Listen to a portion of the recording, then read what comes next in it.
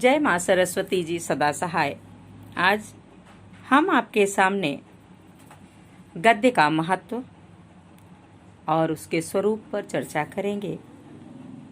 गद्य क्या है? गद्य अभिव्यक्ति का सहज माध्यम है। गद्य अभिव्यक्ति का सहज माध्यम है। जीवन की व्याख्या की आकांक्षा के कारण गद्य का आविर्भाव हुआ।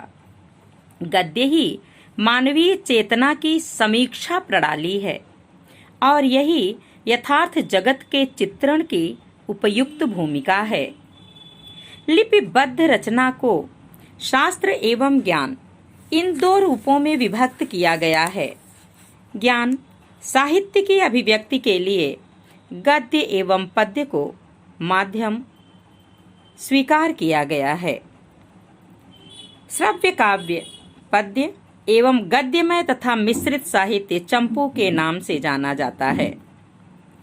सर्वप्रथम पद्य की ही बहुलता थी, किंतु धीरे धीरे गद्य का क्षेत्र व्यापक होता गया।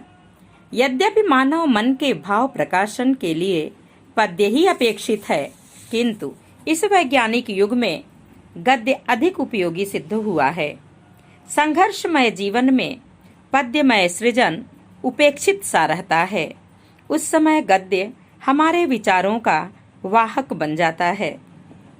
आज अभिव्यक्ति के लिए गद्य का ही सर्वाधिक प्रयोग हो रहा है। शास्त्रीय एवं वैज्ञानिक विषयों के अतिरिक्त कहानी, उपन्यास, निबंध, आलोचना, जीवनी, संस्मरण, नाटक, एकांकी, ध्वनिरूपक, आत्मकथा, रिपोर्टाज एवं पत्रकारिता, रेखाचित्र आदि विधाओं की अभिव्यक्ति के लिए तो गद्य ही आधार रह गया है। पद्य की अपेक्षा गद्य अधिक व्यापक, उदात्त और समर्थ है। डॉक्टर गौतम ने स्पष्ट करते हुए लिखा है, यहाँ तक कि पहले जहाँ गद्य भी पद्यात्मक होता था, वहाँ अब पद्य भी गद्यात्मक होता है। साहित्य का विकास राग से बौद्धिकता की ओर, उसके साथ पद्य से गद्य की ओर झुका हुआ है। आधुनिक साहित्य में जहाँ विचार, विवेचन, विश्लेषण और तर्क का प्राबल्य, गद्य की प्रतिष्ठा है। गद्य काव्य में द्वंद्वों के अभाव के कारण सहजता रहती है। गद्य में कवि स्वच्छंदता पूर्वक अपनी प्रतिभा, वैदुष्य, कला कौशल का मुक्त प्रदर्शन कर पाता है। सहजता एवं स्वतंत्रता की स्थिति रहने पर भी गद्य रचना को सहज नहीं कहा जा सकता है। गद्य विचारों को वाणी देता है, बुद्धि की उपज है। बौद्धिक चिंतन की प्रस्तुति गद्य द्वारा होती है। भाव की अभिव्यक्ति सहज है, किंतु बुद्धि की प्रस्तुति विरल है।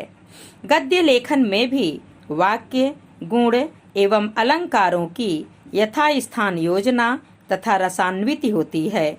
भावों की बौद्धिकता के साथ प्रस्तुति ही कवि की कसौटी कही जाती है।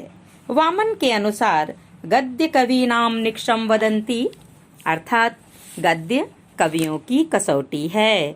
श्री कृष्ण कुमार ने गद्य को उसकी सनातनता को स्वीकार करते हुए कहा है कि आज के जीवन में जो कोई पद्य रूपी डांड के सहारे साहित्य सरोवर में जल विहार करने का प्रयत्न करता है या अथक परिश्रम करता है, वह सार्थक नहीं है।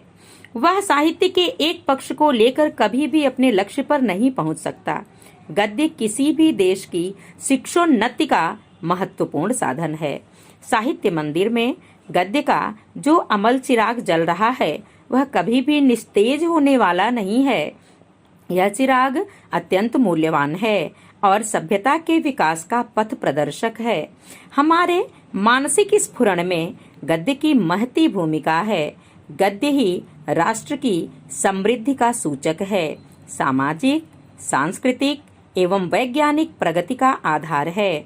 इस युग में मानवीय चेतना की दिशा गद्य द्वारा ही संभव है, अतः इसका महत्व सर्वतोमुखी है।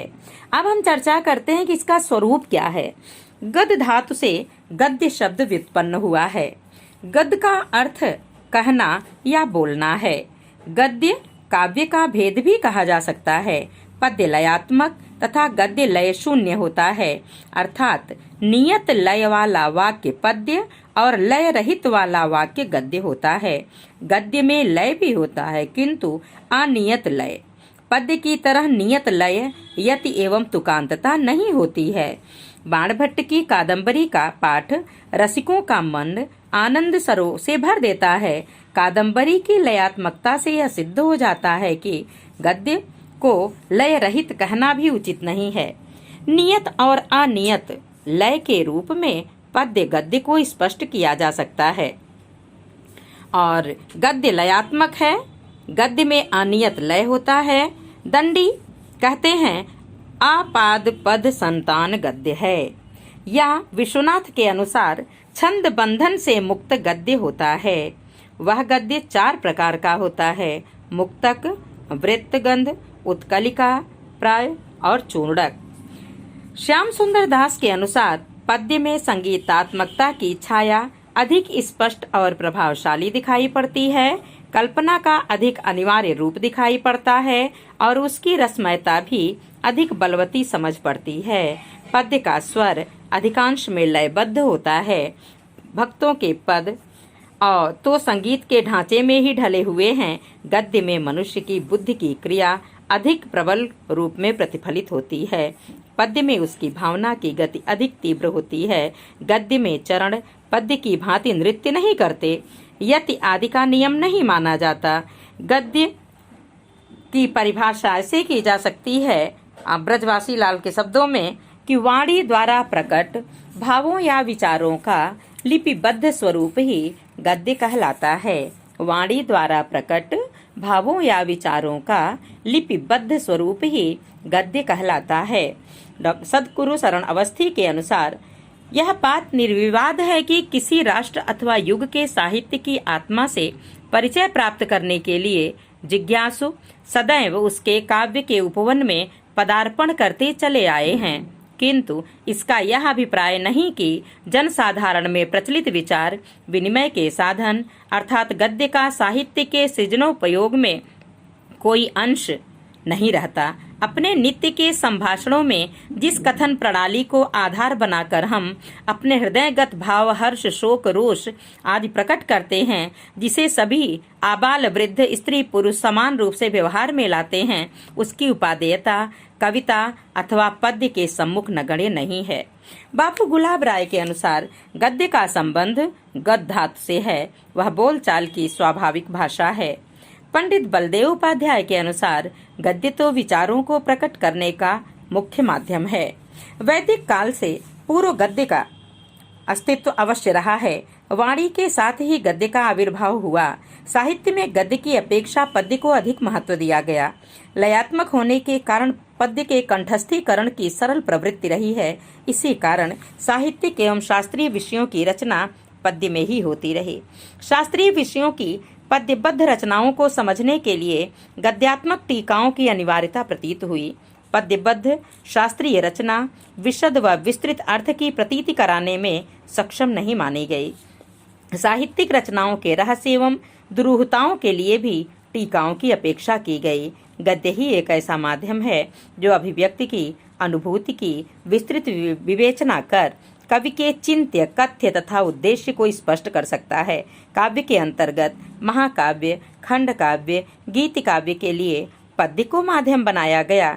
कथा, आख्यायिका, टीका, व्याख्या व विवेचना के लिए गद्य को स्थान दिया गया। आधुनिक युग में गद्य की महत्ता अधिक है। पाश्चात्य साहित्य के प्रभाव ने पद्य को तिरोहित सा कर दिया है, जबकि गद्य का उत्थान हुआ और गद्य का विस्तार होने लगा। उपन्यास, कहानी, नाटक, एकांकी, आत्मकथा, जीवनी, संस्मरण, रिपोर्टाज, निबंध, आलोचना आदि सभी विधाओं का सृजन गद्य में हो रहा है। कविता जिसके लिए नाद अनिवार्य है, यह सृजन भी गद्य में होने लगा है। यद्यपि काव्यात्मक गद्य हमारे लिए नवीन परंपरा नहीं है, फिर भी यह कहना उपयुक्त है कि आधुनिक गद्य काव्य पाश्चात्य शैली से प्रभावित है। डॉक्टर राम रतन भटनागर के अनुसार प्राचीन युग में गद्य का जो क्षेत्र था, उससे कहीं बड़ा क्षेत्र लेकर वह आज चल रहा है। विचार, भावना और कल्पना के तीनों क्षेत्रों में उसका प्रसार रहा है। यद्यपि गद्य मुख्यतः बौद्धिक प्रक्रिया है और भावना कल्पना का क्षेत्र काव्य का क्षेत्र है। भावना और कल्पना को लेकर चलने वाला गद्य ही गद्य काव्य या काव्यात्मक गद्य का कहला सकता है।